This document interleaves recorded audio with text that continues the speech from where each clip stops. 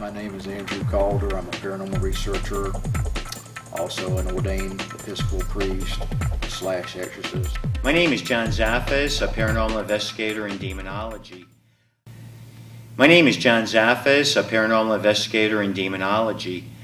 After 36 years, I think it's so important that is brought to the forefront to be able to talk about some of the dangers and some of the aspects of getting involved with the paranormal field, what you should look for, how you should perceive it, and how you should actually move forward with getting involved with being a paranormal researcher.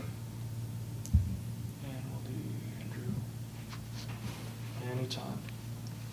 My name is Andrew Calder. I'm a paranormal researcher, also an ordained Episcopal priest / exorcist.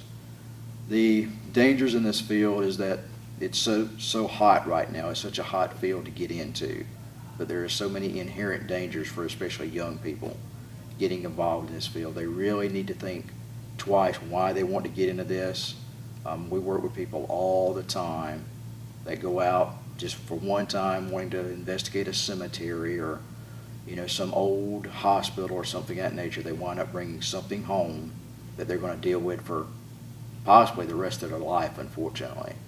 So I give a lot of caution to the young people these days to think twice before they get involved in this kind of stuff. Okay, let's do 10 descriptions of things that people have experienced when they have a demonic attachment, hearing voices, if you can just rattle off some of these signs off the top of your head. Some of the things would be things happening in series of threes, knocks, rappings in the home, which we attribute it to a direct blasphemy to the Holy Trinity, Father, Son, Holy Spirit. You'll have, unusual odors, foul odors in the house.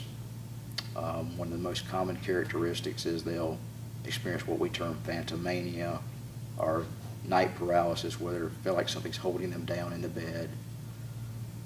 Can't move, totally paralyzed, something's frightening them to death. In those extreme situations, you'll have levitation. You'll have, and that's of people and objects. You'll have, in some cases, spontaneous combustion. You like that sometimes? Some of the things to look for, as far as characteristics, if we think somebody's having something on a demonic level, is it important to be able to rule out things from a psychological perspective? Absolutely. Do I always recommend that they go get therapy, that they, if they can, talk to a psychiatrist? Are they evaluated? Are these people diagnosed with anything? Are they on any medications? These are key factors in some of the things that we look for. They're hearing voices, they're being attacked, they're getting scratched, they're getting bit. Is there anybody involved with the occult? There are so many different perspectives that we really have to take into consideration. And when we're looking at these things, to be able to rule these things out on why they could possibly have these things occurring within their homes. Furniture getting thrown around, foul smells. These are some of the characteristics and the key elements that we do look for. We had someone contact us, actually several contacted us, looking up the Lesser Key of Solomon and doing summonings for a certain well-known entity. What would your advice be to some of these novices out there with the beauty of the internet, being able to pull up these old texts and practice something which is an ancient art? Unfortunately, the Lesser Key of Solomon is what's known as Goetia type magic, which uses the lower angelic kingdom, which is the fallen angels. And that's a trap a lot of people fall into. Yes, it is set up to supposedly exercise these things, but you're using a demon to remove a demon with. Is this dangerous? Yes. And will that somehow put a complication on your life in the future? Sure. Sure, when you start evoking something else, there's always a price to pay. Okay. One thing to always remember when you invoke, whether it's on a positive, you're calling on the angelic, or you're calling upon something on a negative level. And if you're calling in demons to help you get rid of another demon, you're cutting a deal. And somewhere, somehow down the road, your involvement, payback is going to come forth. And they're going to want a payback for what you got yourself involved with. So anybody that does invoke upon and does bring things forth to have demons help them to get rid of another demon, that is a very dangerous, dangerous thing to do.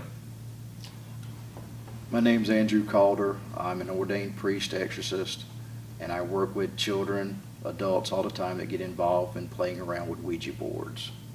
You know, the problem is what you invite in or says it's your Aunt Joe, you know, your mother, your father, you have no way of knowing what this is. It'll pretend to be whatever you want it to be until it has your free will subverted and has permission to be in your life, and then it will just wreak havoc in your life. You won't sleep. You'll suffer all kinds of psychological conditions, even physical scratch marks, bites, burns, cuts. And this is something you can pass on to your children. And this is something that you're going to pay for the rest of your life by doing this. Excellent. John, any other comments? Maybe throw in, if you have a Ouija board, the proper way to dispose of it or what you do. This is John Zaffis, paranormal investigator, demonologist.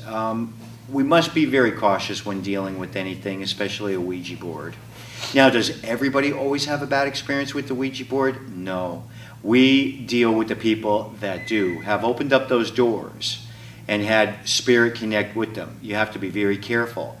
They're very deceiving. They're very cunning. They will try to confuse you, coming back as being Grandma, Aunt Dorothy, or a little child spirit. So I always tell people, be very guarded, be very careful. Once you open up those doors to playing with anything within the paranormal realm. Excellent. If there's anything else either you'd like to say, No. appreciate it. If not, I think really we're pretty much appreciate covered. You got it, buddy. Hopefully that helps No, a few people out it's there. definitely getting the message, and we're trying to push it.